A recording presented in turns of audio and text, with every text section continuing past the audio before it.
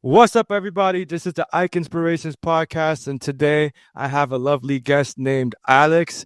Alex is the creator of Podmatch, and for those who don't know what Podmatch is, to put it simply, is like the Tinder for podcasters. So it's like a really creative way to connect with a lot of podcasters, and I've had the pleasure of using the app myself, and it's actually how I've been able to get some great guests on. So thank you, Alex, for creating the app. And can you please introduce yourself to the audience and share who you are? Yeah, sure. I'm honored to be here, man. I've been listening to your podcast, so it's just cool to be on this side of the microphone today. You're doing a great job with this. And thank you, man. Yeah, I'll kind of go into a little bit of my background real briefly here. I got started in entrepreneurship, if you will, like at the age of 10 was the first time I did something entrepreneurial. I started selling used golf balls in my across the street from my neighborhood. My parents always said, don't go to the golf course. You know what happens, Ike? All the kids go to the golf course because our parents said not to. So I spent a lot of time over there. We started finding golf balls, and believe it or not, golfers wanted to buy them back from us. So like that was my introduction to entrepreneurship. I did a bunch of things along the way, and ultimately kind of led me into podcasting, starting as an entrepreneur podcaster, just like talking about the topic and stuff like that, and ultimately leading to what you talked about, which is Podmatch. And Podmatch is a service that connects podcast guests and hosts for interviews. So yeah, like Tinder, but not for dates. Also, I've been married too long to use the dating app, man. I don't know anything about Tinder, but the idea is like, let's get the right guests and hosts together so they can really add value to listeners. And that's kind of been the whole journey, like really compacted, if you will. Yeah, man. And I love Podmatch, and I love what it's been able to do, because it's been able to it's probably been the reason for thousands, if not millions, of podcast conversations. And I've been able to have some great ones. And I'm curious, Alex, how did you create Podmatch, and what inspired you to even do something like this? Yeah. So I got started in podcasting in 2014. And just kind of did my own thing with it. And then 2018, so years later, I started an entrepreneurship podcast because I was working a corporate job at that time. It was the only time in my life I was like, the only time in my life, it was 15 years I worked in corporate. And I actually really liked it. I kind of function as there's a coined term now, intrapreneur, which is like an entrepreneur inside of an organization. So like I operated that way. And okay, that's me. Yeah. And so like you kind of still have your free thinking. You bring a lot to the table. You're kind of like an impact player. You get a lot done for the organization. I love people like that, and I always worked really well with people like that. It did hit the point where I was like, I think I'm ready to get back into be an entrepreneur, like working on my own and stuff like that. And man, the way I left that company in really good terms. Like I did 15 years there. There was bittersweet, but about 2 years before I left, I started this podcast because I wanted to like learn entrepreneurship again. It was like after 15 years, or I guess it's 13 years at that point, you kind of forget some things, right? So I just started interviewing successful entrepreneurs who had left a 9-to-5 job to pursue it full time, and what they did, how they did it and stuff. And man, along the way, I learned two things. Number one, how to be an entrepreneur. And two, that I wanted to be in the podcasting space. And so like kind of framework that I learned, I'm way simplifying some much more intelligent, much wiser people than me. So forgive me to any of those people that are here and they're like, man, he oversimplified it. I'm going to simplify it a little bit. I basically learned 4 steps of being an entrepreneur. Number one is to find an area of passion, like something that you're actually passionate about, that you like. And again, for me, that was podcasting. And then the second thing you want to do is get into that community. So you find your area of passion, you get into the community. So I started going to all the podcasting conferences and very quickly starting to speak at all the podcasting conferences. I wanted to be in the community, giving back to it, helping it, serving it. I was passionate about it, right? So those first 2 steps. And then where it kind of turns into an entrepreneurial thing is step 3, which is finding a simple problem that community is struggling with. And so this goes back to 2020. It was about a week before the world shut down. I was speaking at a podcasting conference in Orlando, Florida, and there's about 2,000 people there. And when I got off stage, anyone who would talk to me, I wanted to have a conversation with, because I was asking them, hey, what is it that you're struggling with in podcasting right now? What's the pain point? Again, that's that third point I shared. And so I had pen and paper. I wrote down their name, their email address, and what their problem was. And I heard a lot of things that day, but I heard 100 people say the exact same thing, which is, Alex, I'm having trouble finding the right guest for my show. And even when I find them, it's a lot of work to get the whole thing booked. Like it's a very cumbersome process. And I'm no genius. I came home with no idea what to do with that. I was like, what do you do with that? I was like, I don't know. At this point, the world had shut down. I still had my corporate job, which it was just not as busy, and I was working from home, so I could like knock it out pretty quick. So I was doing like midday workouts, which turns out I love.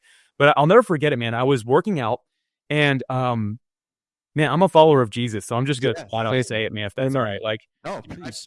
I felt like God spoke to me. Oh my gosh. Yeah. And I ran inside, like so much so like I'm sweating. I'm outside doing this work. I run inside and I had a wall of whiteboards. Again, being a corporate guy, I was like a whole wall of whiteboards. And man, I feel like God just spoke exactly what to do. And so I just write this whole thing down. It was like, it feels like it for the second I see them back, I'm like, oh, there's an idea here. Like this is actually something. And so that's what led me to step 4 of this whole thing. So again, to kind of recap, it's find that area of passion, get into the community, find a simple problem that they're struggling with. And the 4th thing is to offer the fastest possible solution. I had just wrote down on a whiteboard where I believe the solution was. And again, going back to what Podmatch is, it was simply put like, we're basically building what a dating app is built. And instead of building something for dates, we're building something to connect guests and hosts for podcast interviews and letting them message in the platform, handling all the administration automatically. And that was the idea. And man, like I'm not a developer.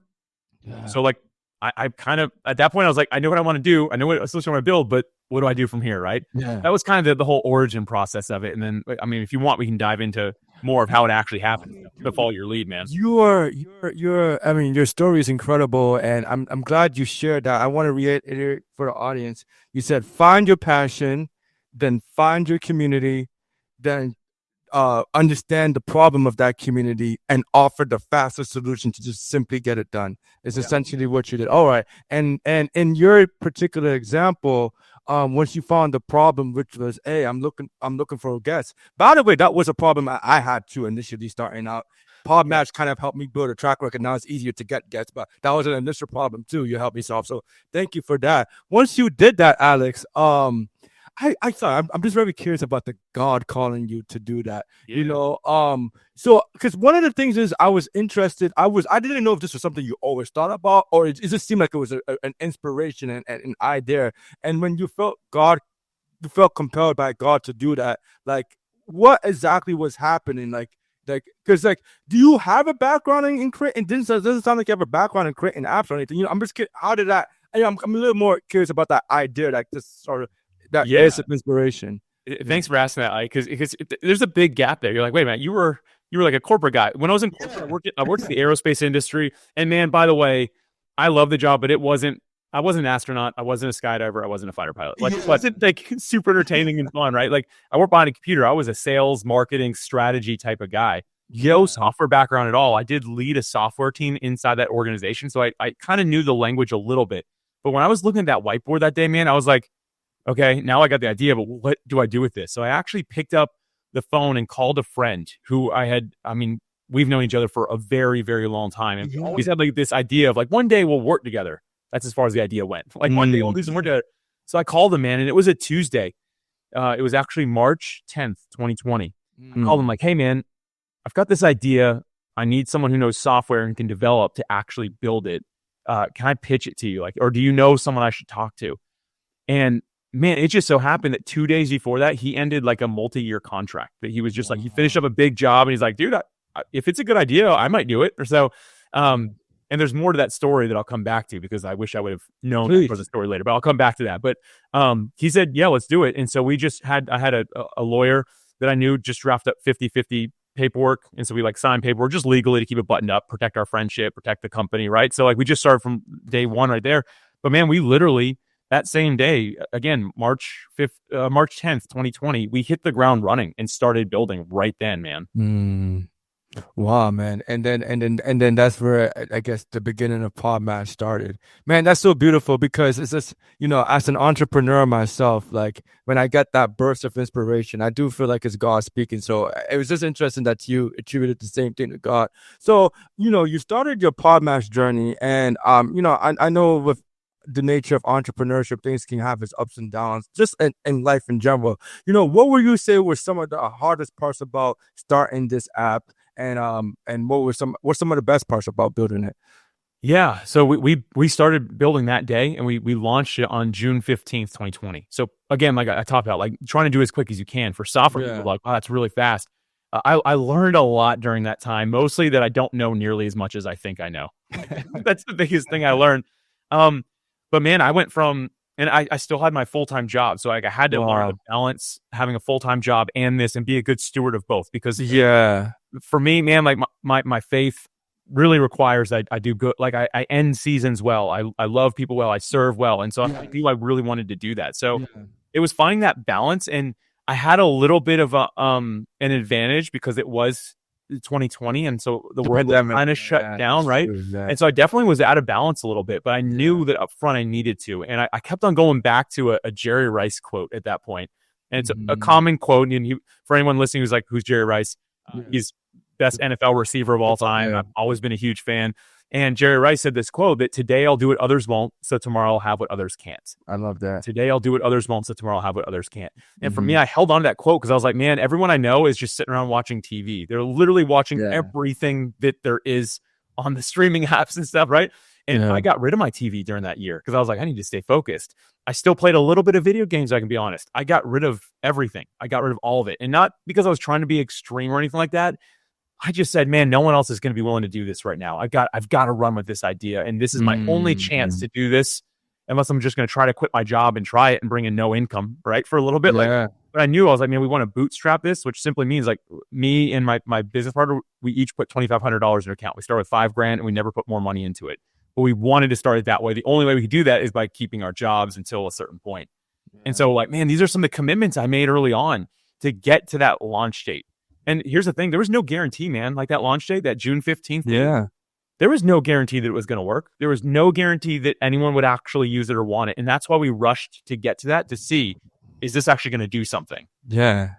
Man, today I'll do what others can't. So tomorrow I can do what I can. Can you just repeat that for me one time? Because I love today I'll do what others won't. So tomorrow I'll have what others can't. Meaning today I'll put my TV away. Others aren't going to do that. And tomorrow they're going to be like, man, I wish I had what you had, but they're not willing to do that. Yeah. It's beautiful, man. And I'm just glad that you're a Christ follower, because I do think there's a lot of relationships between Christianity and entrepreneurship. One of them being is faith. Like, the whole time I'm hearing you talk, like, I don't know if this is going to work. I have no idea. I'm just trusting that this idea is something that will eventually work out. And as you're dealing with uncertainty, what keeps you grounded in moving forward, despite not necessarily knowing what the outcome will be, or if this is going to be worth it? Because you could have done all this for nothing, or ultimately it's not for nothing because you're still becoming a better person. But you know what I mean, like in terms of success and people being impacted. Yeah. And for sure, I got a buddy who he and I were just hanging out last night. We decided like not to do the typical, like, let's go to dinner thing. He's a software founder as well. He's newer in his journey than I am. We just went for like a 2-mile walk and just talked through everything. And he's like, man, I feel like I wasted the first year and a half of my business. And I was like, well, why? And that's what we kind of dove into. He's like, man, because like what I'm doing now is not what I started off with the intent of doing. I built some things I'm not using. And he had like all these reasons, these things. I'm like, but man, like the people that are paying you today would not have paid you if you didn't have this background, if you didn't show them that you're willing to do the time, if you didn't pivot successfully. And for me, that's what I had to hold on to. Like we launched Podmatch and man, I got most of the things wrong. Like I got a lot of it right, but like it was the same mentality of like, man, I'm just going to put it out there. If it doesn't work, we'll adjust it. We'll keep on doing it. We'll keep on improving it. And so for me, it turned into a lot of that. And so it was the constant reminder that, you know what, I felt like God put this on my heart. So I need to remember, like, I'm not doing this for me. Yes. Also, I really do want to serve this community. I'm very passionate. I'm willing to put something on the line and try it. If it didn't work, at the very least, I knew how to have a good business partner that we could spin up software products with really fast. Like that would have been the worst case scenario, which that's not bad in the world we live in, right? And thankfully it ended up working and stuff like that. But I had to constantly go back to this grounding thing of like, I'm doing what I feel like I'm supposed to do. And the outcome is not connected to me. Something I write down, a quote that I write down every day, is, I think this is like a really valuable thing for anybody listening today. That's like, we need something to grab onto. It's this: I'm not responsible for the outcomes. I can only trigger the levers of possibility. The outcome I'm not connected to. The truth is, we're never connected to an outcome. Like if you do this, this will happen. Like in business and entrepreneurship, like that's not how it works. But you can say, I can pull those levers of opportunity, knowing that it might open the door for this. And for me, that's a really refreshing thing. It's like, you know what? I'm going to do my best. I'm going to pull these levers. I know the right levers, and we'll see what happens. But at the end of the day, the success is not on me. I'm not the one who controls what ultimately happens. Yeah. I mean, everything you're saying, man, I can personally relate to. And I'll tell a personal story of, so I'm a pharmacist, Alex, and I work from home. I'm actually a work from home remote pharmacist. And when I tell people, hey, I'm a pharmacist, people who work from home, people are like, what? You can do that? How do you work from home? And I told my other pharmacist friends who work at retail like CVS and Walgreens, like, I'm doing the same. And they all hate it. They want to know how I done it. So I've been able to get so many remote jobs by God's grace. And it's kind of been something that's easy for me. And I started helping my other friends get remote jobs. So as a result, I just felt called to start a business where I help other pharmacists get remote jobs. That's what I've been doing. And just like you, and it's the weirdest thing. Like it's a new entrepreneurial endeavor, and I swear, just as you attributed God to this, sometimes people ask me, hey, why are you starting this business? And obviously it's like I genuinely enjoy serving people, but if I'm being honest, it's also like I just had this random idea that I genuinely feel God is calling me to do. Like and like it feels faith driven, not like outcome driven, or my ego or like what I can get out of it. So I just can relate to your journey so much, man, and your testimony is powerful for me, man. So thank you for sharing. Really. Thank you. And you mentioned both faith and calling in the last couple minutes here, and man, like you said, there's a lot of parallels between our journey, right? And I think as a believer, a follower of Jesus that is an entrepreneur, faith and calling are they're deeply rooted in whatever it is that you're going to do. If it doesn't require faith and you don't feel it's a calling, maybe don't do it. Yeah. Like if you don't feel that like there's anything you have to trust God for, maybe you're not really living by faith, right? So I love that you share a journey with me like that. It's so cool to hear. We walk by faith, not by sight. So amen. And so as a result, boss, when you're going through your podcast and because there's so many things that you can't account for. That also probably means there's a lot of great opportunities that you I'm sure as a result of creating this, just you probably wouldn't have known you to meet a guy like me, or like there's just so many things that came out of it. Like I'm curious, like what are some of the great things that have resulted as a starting the Podmatch that you would have just never dreamed of? Man, there's at this point there's a lot, and I am so grateful for that, man. Like, and the first thing, I'll start with me. When we launched on June 15th, 2020, like we got to that date, right? Like at that point of those last few months, my faith really had to grow because I was like, man, this is a lot, like this is a lot. So I'll start with me. Like I had a transformation in my life to learn to rely on God in a deeper way than I ever had to. Yes. I'll be real. Like I had a good corporate job, and like one of the sad things about being somewhat successful or doing like just slightly above, I don't know, the medium or whatever, is that you kind of feel like you don't need God. Yeah, I didn't mean to be there, but in many ways I had kind of slipped into that. And this brought me back to grounding of faith of like, no, I do need God, right? Yes. And now I have such a solid foundation on that. Like it doesn't matter. Like if Podmatch is a $0 business, $1 million business, it doesn't make a difference. My faith is not going to change. I realize that my faith cannot be in something like business. Yes. So the first big transformation was me. And you know what? I want to mention this because I talked about going back to a point when I called my business partner. Yeah. I was shocked that he said yes on the phone. Okay. It's nothing I didn't expect him to. He didn't even think about it. He's like, yeah. He never mentioned why. Me, him, my wife, and his wife, we all went to dinner the same day we launched the business, just to like kind of like be like, cool. And this is the first time this guy shares something that would have been key information, right? Like, and so his wife, 2 days before we had our phone call, it was on a Tuesday. On Sunday, his wife was approached by somebody at their church who she didn't know and just walked up. And the person said, hey, God told me to tell you that your husband's going to get a phone call on Tuesday for the business opportunity. He's supposed to take it. Wow. That's it. And then walked away.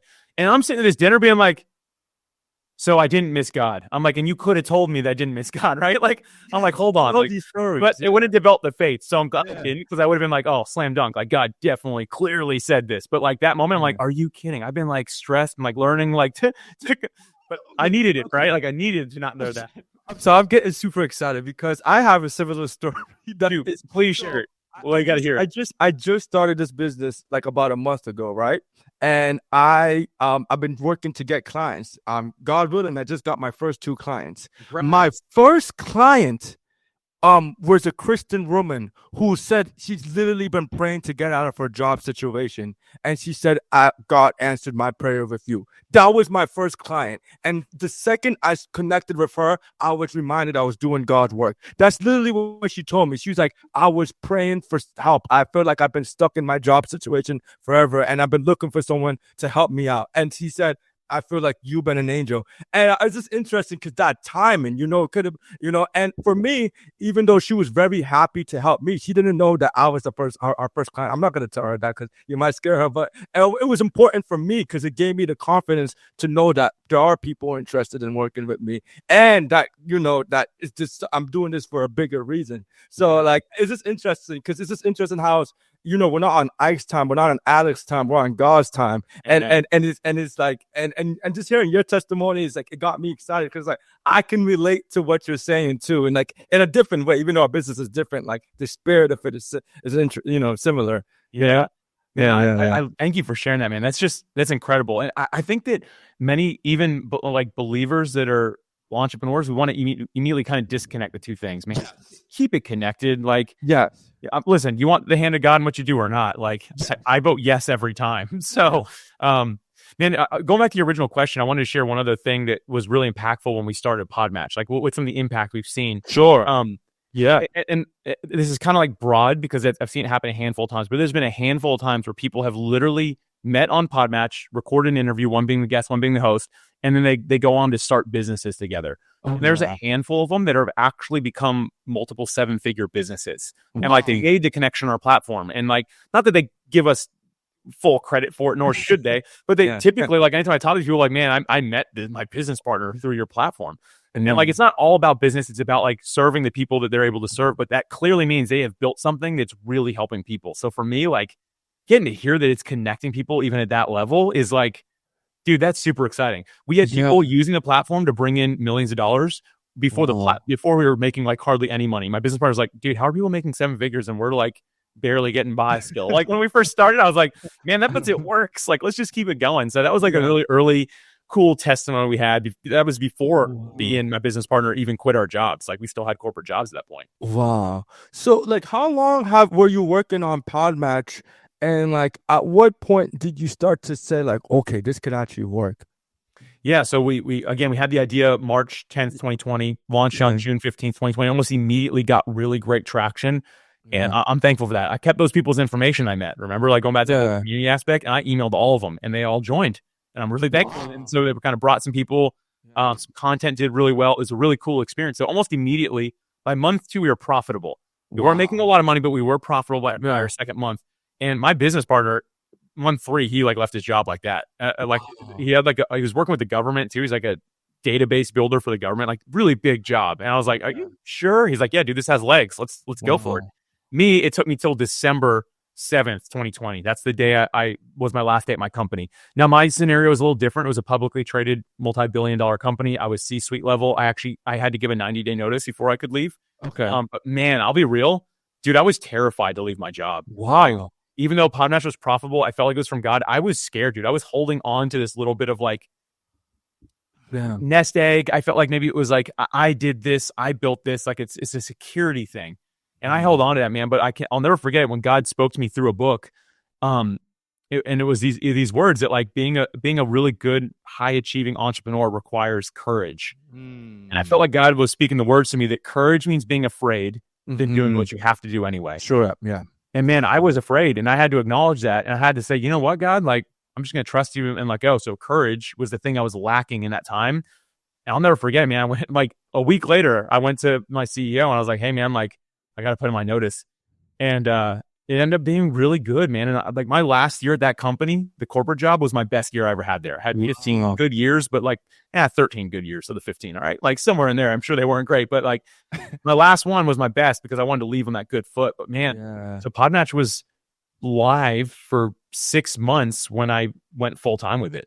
Wow, man. Well, I'm glad you took that leap of faith because it definitely paid off, at least from what I can tell. And it's great. As you were speaking, there was a Bible verse that came to my mind that says, I think it's Romans chapter 12, verse 2. It says, do not be conformed by the world, but be transformed by the renewal of your mind.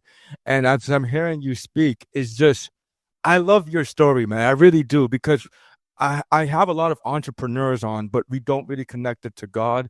And unfortunately now, like, I've even had people try to bring up the conversation of God, and now it's a political thing. It's like, oh, don't bring God up. Like, it's kind of weird. Like, it's like a political thing now that doesn't even matter. So some people are even scared to bring it up. I've seen that reaction. So I love your story because you've changed so much as a man. Like, and you're a lot more courageous and a lot more creative in the way you live as a result of starting something that you felt was called by God, and that's awesome, man. Yeah, thank you for being bold on your podcast. I mean, to me, it's not political at all. I don't know. I guess I get it, but like, it's just great to get the opportunity. Like, you and I, we're brothers, so we're able to just have this real conversation. And hey, listen, I'm just gonna trust everyone listening today. I'm gonna trust you're gonna get something out of this, right? It's not the faith side of it, something entrepreneurial that we have shared today. I'm hoping it sticks with you, or will continue to. Yeah, so with all things, I'm sure Podmatch is a great business, and there's a lot to love about it. What are some things that I don't want to say you hate, or I guess hate, or wish could change or improve about Podmatch?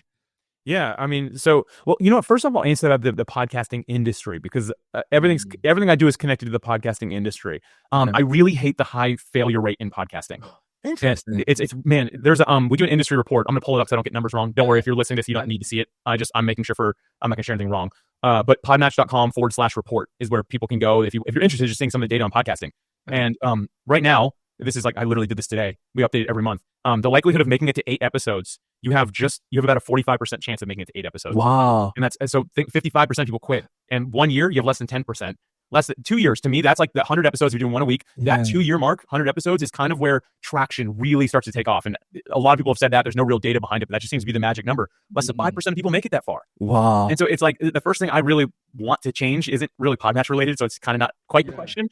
But I'm like, man, we've got to find a solution to help people stick with it, because I've just seen the impact that podcasting's had on my life as a podcaster, but also as a listener. And I'll tell you what, if someone's listening to a podcast and then you just stop, like, yeah, sure, they might go find another one, but you might have been the person that was really speaking to them, certainly impacting their life. And so on Podmatch, kind of bring that into Podmatch, we really have made it our vision, our mission, our passion, our purpose to help podcasters stick with it, like to really help them stick with it. And ultimately, it's on them, not on us, but we want to help remove some of the friction that makes leaving seem more attractive than staying, right? With their podcast. And so for me, that's one of the things, like, on the platform that I think we can do better at.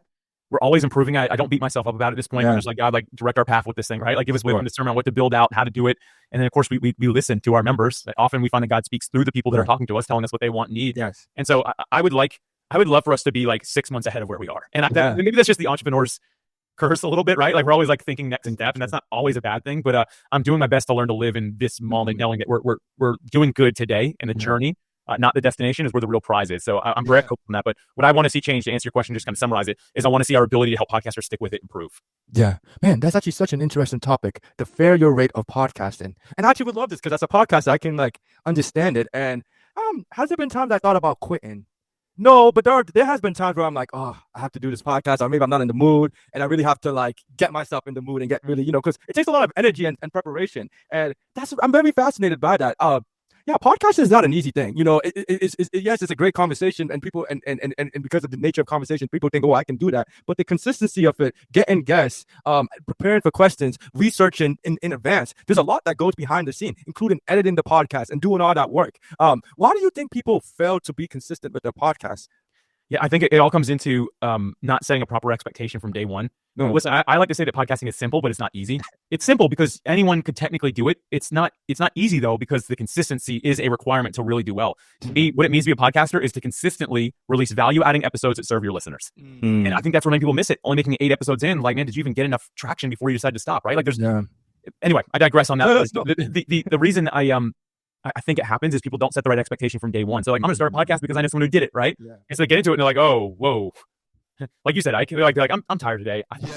Right? Like, I don't feel like editing this. I think I'm just done. Like, those are the type of things that I hear people say. We're like, listen, no, it's because they didn't have the proper expectation going into it. I think that's the foundational level of why people don't stick with it. Yeah, I think another issue too is at least during the pandemic when the podcasting scene was becoming really hot, because due to the nature of the remote world, like people were getting a lot of traction and a lot of views, and advertising was through the roof. So people are making a lot of money, and I think a lot of people were associating podcasting to like, man, this is gonna make a lot of money. Like I can do this. I'm sure that because that's when podcasting was really getting popular, and it was easy to make money. Just people, oh, you just talk on a mic and you'll make money. Like that's easy. I'll do that too. And I think a lot of people are beginning to realize like maybe podcasting, you can make money from podcasting, but it's probably not the easiest way of doing that. And I think that's also contributing to the failure of podcasting. I am with you 100%, man. Like you're totally right. And I did like some actual data on that exact thing. You're right. People are straight up like, man, I quit because I wasn't making like, I thought I would replace my income in like 2 months. I'm like, who gave you that idea? Right. Yeah. I'm like, man, it's hard work. You know, like, and yeah, there's ways to monetize a podcast, but not in the traditional medium for most of us. Like I said, I've been podcasting for 10 years and my current show, although it's about podcasting, is not directly monetized. It never will be. It doesn't have a big listenership.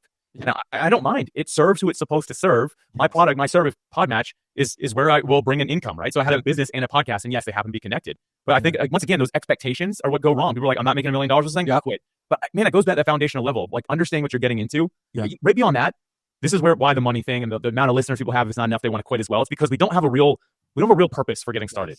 We don't have an actual purpose. If your purpose getting into podcasting is to make money or to get famous or something like that, like that's going to be really hard to do. And I'm not trying to tell you not to or to sell you short, but like to me, a proper purpose has to go beyond you. If it's just me centered, it's not great. Like when I launched Podmatch, I did not launch Podmatch. Notice I haven't said this the whole time. I didn't launch Podmatch to quit my job. I didn't launch it so that I could become known in the industry. I launched it because I saw a problem that was in a community that I was passionate to serve. And so my purpose was to help things be better for those people. And I'm not just saying Alex gets it all right. I'm not saying, I'm just saying when you start a podcast, no, it's going to be work. And then right on top of that foundation, say, okay, what's the real purpose? What's the real passion? Why am I actually doing this? Knowing that is going to help you a lot because if you can get deep enough with that, it's not money or numbers. It's something else. It's impact driven, right? Yes. Yeah. And that's exactly why I started my podcast to make an impact. You know, I want to inspire as many people as I can. And when I do this podcast, I feel so alive and I feel excited. And I can't say that about a lot of things. Not that I'm not happy, but I don't feel as excited as I do talking to most of the guests. There's not many things where I do or conversations where I leave after the conversation. I'm like, that was great. Like 95% of the conversations I have after the Podmatch or podcast, I go after. I'm like, let's get it. Like I feel great. Like, you know, it's a really good feeling to have. And I think for me, I would love to podcast for the rest of my life. Like, at least at this moment, you know, I don't have a feeling like I don't want to ever do this. And from the monetary perspective, I'm gonna be honest, I haven't made any money from doing this. And quite frankly, I'm actually losing money because I have to pay for StreamYard. There's equipment I have to pay for. But the type of purpose and the sense of fulfillment that I get from doing that is priceless. And it's something that I can't. I don't ever want to stop. So I just want to thank you for creating an environment that allows people to have that feeling and sense of purpose. Because whether you know it or not, you facilitated my journey by creating a platform where I must have had at least 10 people from your podcast. From your platform. So I love it, man. Yeah. Yeah, I am. Two things. One, I'm looking real quick on Podmatch. It looks like you're getting It looks like you're going to earn some commission pretty soon. Like we pay hosts that use Podmatch. So you'll have made a little bit from Podmatch at least. And it's not a lot, but we do our best to we do our best to give back to podcasters. That's really important to me. So and by the way, I would love to talk about that. And we didn't even talk about that. You get paid as a podcaster. And I do think that's another interesting aspect of Podmatch that has made it even more popular, because even if it's not a lot of money, there's still just the thought that you can get paid is alluring to people. I did like that. I remember Spencer told me about that, and he's like, oh yeah. I was like, oh, that's interesting that you can make money doing this. So, you know, can you talk about that? Where did that idea come from, and how has it impacted the people who joined the podcast? Yeah, sure. Real quick, before we get too ahead, I want to go back to something. That's all you just shared. Man, the reason I wanted to be on your podcast is because I listened to it and I could just hear your passion, man. Like you love this. And I know that's why people listen to it. People, we all want and need that, man. So I was like, I know if I go on Ike's podcast, I'm going to be fired up to do what I'm doing even better. So like you're helping make Podmatch better just by allowing me to be here. Thank you. Man. So yeah, now back on track. Sorry, I just had no. Great, thank you. I appreciate it. Contagious, man. So we call it our Pod Value Initiative. We started the middle of 2022 and we just were like, man, the company's doing really well and we're very thankful. Can we give back to podcasters somehow? Like, is there something we can do? Because one of the reasons people were quitting, even if they didn't want to get rich podcasting, they're like, man, my spouse, my significant other, my family, like I just can't keep on spending money on my editing software, on my software for recording, they had like their hosting, like there's a list of things, like it basically comes up to be like $40 a month, and right now it's just not in the budget. And so I kept on hearing that. I just remember telling at that point now 2 business partners, one's my wife, one's Jesse, the guy who's the software guy. I was like, guys, I'm like, I think we got to figure this out. Like, we got to do something here. And man, I don't mean to over spiritualize things, but I always go back to God, man. I was like, God, what do we do? Like, am I just passing out money now? Like, that's not how it works. Like, you can't do that, right? Yeah. And I was sitting at the at my pool, community pool. I don't have one in my backyard, my community pool. And I was sitting there, man. I had a pen and paper, and I was just listening. I felt like God gave me this idea and was like, here's how you do it, and kind of mapped out exactly how we pay podcasters. More or less, it's very involved, but more or less, we just cut our profit in half, and half goes back to podcasters, and the other half goes into running the company at this point.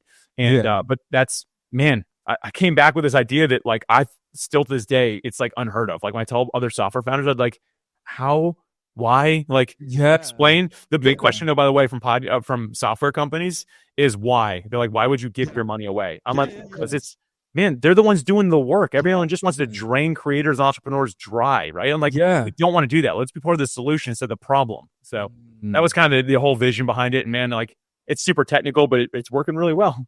Dude, do you don't understand like how much I'm so happy that you keep connecting spirituality to entrepreneurship, because you don't understand like it's a very relatable for me personally, because the weird thing about entrepreneurship, I mean, it's not really weird. Like, entrepreneurship is very logical, analytical. Like, if you do X, Y, and Z 100 times, this is how much you're gonna make. You know what I'm saying? But no one really really talks about the creative aspect or where those moments of inspiration come from. And I think for you, like the way you get it is very relatable. You know, there's a Bible verse that says, "Be still and know that I'm God." And it sounds like every time that you are still or in a moment of solitude, that's when like all these like great ideas come. And I love the idea, and it seems like in stillness you get your greatest ideas, right?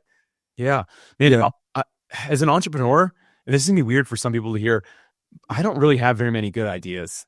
Okay. I'm not trying to sell myself short, man. Like, I don't like, like, sure, people are like, Podmatch was your idea. Yes, I felt like it was divinely inspired, but yes, sure, it was my idea, right? Like, doing our pod value initiative or paying host, yes, my idea, but I felt like I had God's support along the way. But the 9 out of 10 of my ideas are typically not good. And the thing is, I think that a lot of entrepreneurs look at the results that somebody's getting, myself included. They'll look at me and be like, "Dad, he does everything right." Yeah. I don't.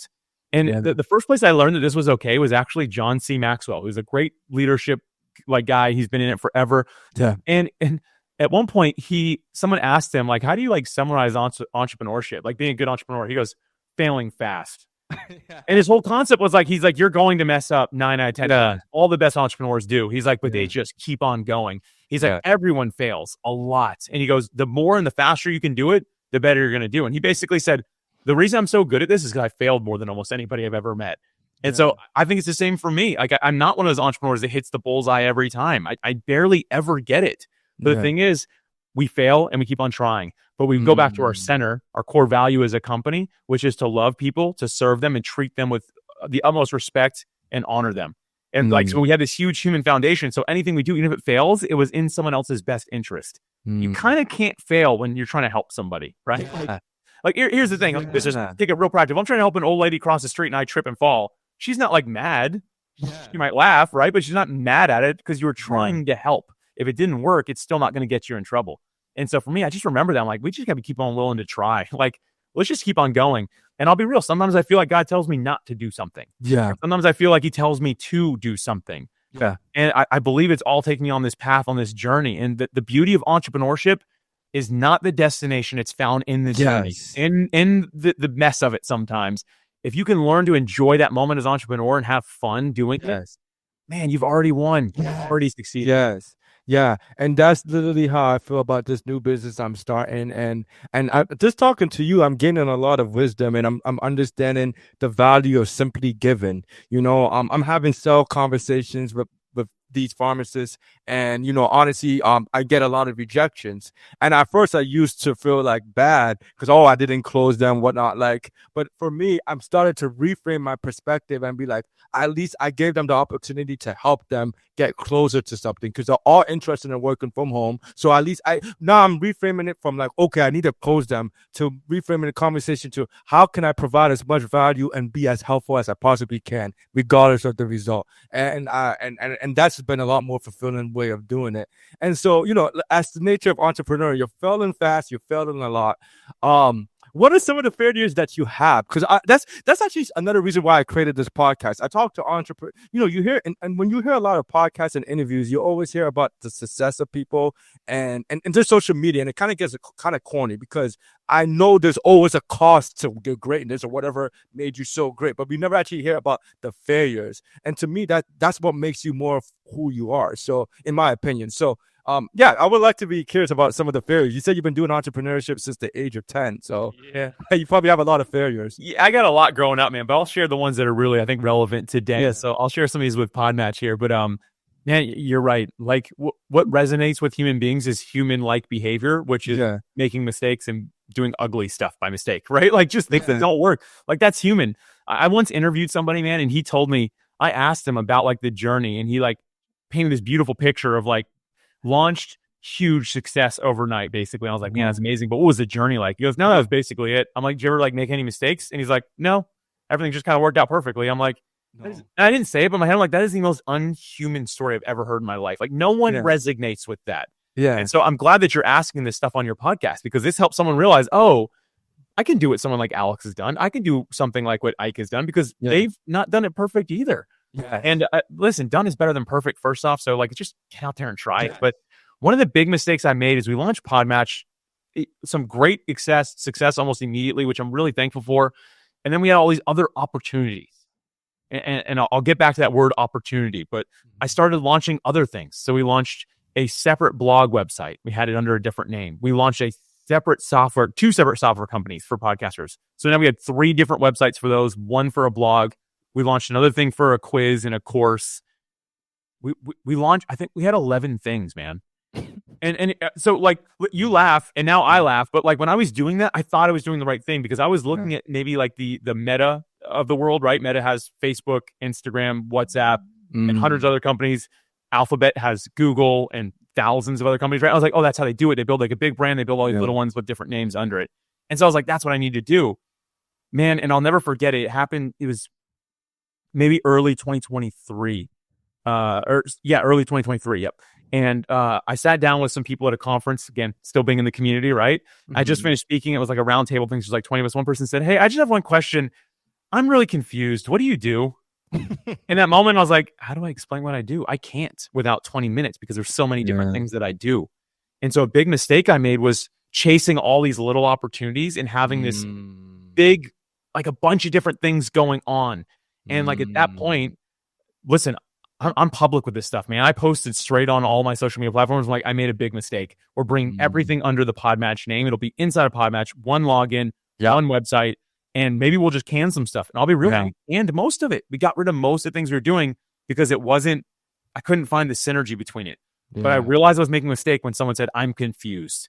And I think that as entrepreneurs, if people are getting confused about what you do, it means you haven't really honed it in enough. For sure. And that was a big mistake, man. It cost us maybe a full year of time and thousands of dollars and just like some reputation. Like we didn't do anything wrong by anybody. Again, it was all in the name of serving people, but reputation from the space of, if it was all built on Podmatch from day one, our domain authority from search engines and AI and stuff like that would be much higher now. So it cost us something even there. It spread us thin. And it basically, if you Googled my name, go back a couple of years, it wouldn't know what I did. It'd be like, this guy seems to be a tinkerer into everything, right? Like that wasn't the case. So that was a really big mistake I made, man. And I think that going back to that word opportunity, kind of tie it all together now, opportunity has to become distraction in our minds at some point. When you know the course, when you know the path that you're to follow, at some point, you have to look at opportunities and say, that's not a real opportunity because my course is clear. Therefore, that opportunity is just distraction to move me away from what I know I'm actually supposed to be doing. Yeah, so it seems like you gained a greater sense of clarity as a result of failing fast. because yeah, honestly, man, like I'm glad you those 11 things you didn't do because I mean, I just know podcasts for connecting with other podcasts. The other 11 things, I'll be honest, I don't know what the hell. I mean, they're all inside of Podmatch. They're just little pieces of it now. Yeah, so. Even if it did existed, I'm gonna be honest. I just want to see other podcasts. That's what it is. You know, yep. That's just honest feedback. But I'm sure you don't need that from me to let you know. Not anymore. 2 years ago, that would have hurt my feelings. But now you're 100% right, man. Like I know my lane, and I think that's me, man. Know your niche, know your lane, know where you're going, and like when people talk to me, they're like, "Hey, man, I got some ideas and stuff that you can do." Like, man, why don't you get into some consulting? Ooh, why don't you start speaking at all these other conferences? Ooh, yeah, be really cool. And I've been just saying the same thing, and it's this. My path is clear. I know exactly where I am going right now, and I can't really entertain anything else. And when I say that, people are like, "Wow." Like, literally, people are like taking better. They're like, "I've never heard anyone say that." I'm like, my path, my direction is clear. I know exactly what I am to do. And I'll tell you what, the more clear I get on that path and the more I stay on that straight and narrow, the better Podmatch does, the better the reputation we have seems to do. Like it's truly kind of the key. Like an entrepreneur that can really stay focused on that main thing is the one that really is winning in today's world. That's a beautiful thing to be able to announce that you have that clarity, because I don't think a lot of people can say that, especially as entrepreneurs. It's kind of feeling like the nature of the thing is there's a lot of uncertainty, and it feels like there's so much you can do, but you know what works and you're just doing that. And I'm glad that you can say that, because a lot of people are seeking certainty. You know, I love quotes, but there's a quote by a rapper named Big Sean that says, when you seek certainty, it's because you forget that God is your security. And so, you know, I'm just glad that you have a lot of clarity, and it's a beautiful thing. So, with all the great work you're doing, Alex, what would you say is the ultimate goal, or what is that clarity that you have going forward for this Podmatch? Yeah, it's always going back to the core. So I go back to that conference in 2020. Like mentally, I go back to that point where I was speaking in front of that large crowd and ask them, "Hey, what are you struggling with?" I go back to that same idea. The more I can talk to people that are using Podmatch, or that are not using Podmatch, but that are podcasters that are the type of podcaster that I know I can help and serve, that group of people, the more I can talk to them and just hear what they say, and really have empathy toward their problems, the better we can do. And so for right now, we know two features inside of Podmatch that we want to build because we know it will help people. Okay. We know it will help podcasters. So right now, like, we're very focused on continuing to build our solid foundation, but building it a little bit bigger so we can basically add an extension. Like, imagine a house. Like, you're going to build a bigger foundation, add another room to it somewhere, right? Yeah. We're in the process of building out that foundation, which is the boring part. It's the slow part. But we know right on top of that, we've got some more things that are going to be very, very helpful for podcasters, and hosts, and going to help them level up even further. And listen, we're not going to charge more for any of this stuff at this point. We've decided, like, hey, this is what we do. This is good for us, and we're able to give back with this as well. But we're just going to keep on looking at the problem and try to make sure it stays in that same lane. Like, listen, I'm not building like a Zoom or StreamYard replacement or anything like that. What I'm building are things I know are gaps that we can help fill. Yeah, awesome. You know, I'm curious because, you know, going into the Podmatch, like, the biggest problem you were hearing from podcasters was, "Hey, I need more guests," and that's definitely a common problem amongst podcasters. What's the problem you're hearing now? Yeah, that is a great question. So, like, we've helped solve some of that, but one of the big problems we hear still is that people's listenership is low. They want to increase their listenership, and people also want to monetize further. Okay. And so the monetizing further, we know we can help with a little bit. And that's part of the Pod Value Initiative. We just increased it. I think it was yesterday. So we just increased by almost 10% what we're able to do for podcasters. You got a raise. Right? That's so funny, man. And so we'll keep on doing that. We'll help where we can with that. But it's the listenership side is kind of that next thing we want to tackle. Yeah. Kind of technical, but we basically want to help podcasters get discovered by AIs and by search engines faster, and give them a way to get found by their ideal listener quicker. And we'll kind of just build that right into Podmatch. No one will have to do anything to make that happen. But those are the big things I'm hearing is, hey, I want to monetize this, and I want to grow it more. And so we're really focused on helping solve those pain points a bit more. Man, I'm so excited, man. I had no idea that Podmatch was gonna be so lucrative and valuable. And honestly, just speaking to you, like I already liked Podmatch, but now I understand the spirit and the source of it, and it makes me have such a greater appreciation for Podmatch. So I'm gonna do my best to not only interact with the platform more, but also tell more podcasters about it and see if they will also be interested in it, because you're doing great work. So Alex, I want to thank you so much for the time you have spent with me. I really found this conversation inspiring for myself, and I learned a lot about entrepreneurship and also just connecting the work we do to God and how that looks like for other people. So I'm very grateful for you for sharing that. If more people are interested in connecting with you or learning about you, how can they reach out to you? Yeah, again, thank you for having me, man. Like your passion, what you do, man, I'm just honored to be here today. For anyone who's like, hey, I'm interested in seeing more, if you go to podmatch.com/free, podmatch.com/free, it'll just give you some quick ideas on how to be a host, how to be a guest. If you're already a guest or host, just how to kind of improve your craft. There's kind of something there for both sides of the microphone, no matter your experience or lack thereof. And I'm not going to ask for your email address or anything like that. It's just some quick ideas that'll help you out. And again, that's podmatch.com/free. But listen, if you're here, I recommend hanging with Ike. Ike, you are taking people places, you're going places. I can't wait to see, just, man, 365 days from now. I just like to see where you're at, man. I'm excited about it. I know it's going to be huge. So thanks for what you do, bro. Man, thank you, Alex. And it was an honor having you on, and I look forward to reconnecting. I'm sure we'll talk again. And remember, the future belongs to those who believe in the beauty of their dreams. Thank you, everyone. If you enjoyed this conversation, feel free to write me a review on Apple or Spotify and subscribe for more content. I'm on a mission to inspire as many people as I can, and your reviews will help me reach a wider audience. Thank you.